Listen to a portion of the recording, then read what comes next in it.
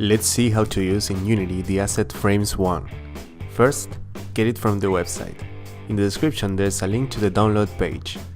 Extract the file somewhere and inside Unity create a folder and drag these files into it.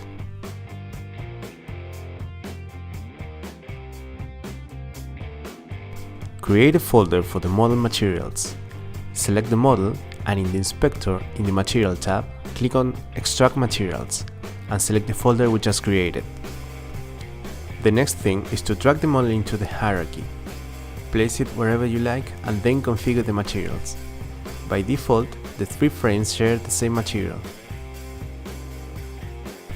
You can use square pictures and images with an aspect ratio of 16:9 and 9:16, which I name Landscape and Portrait respectively.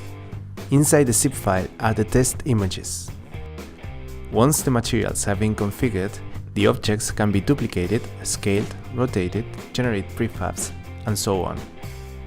The zip contains 4 different types of textures. You can experiment combining textures and also add a custom tint using the color picker in the albedo slot.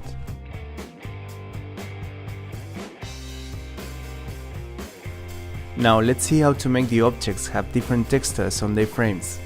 Inside the Materials folder, create 4 new materials and add one of the texture packs to each of them.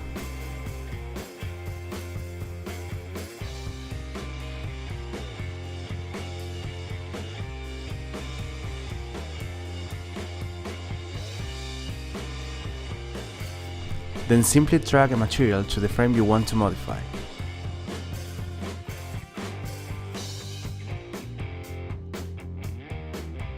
This process can also be used so that 2 identical frames display 2 different images.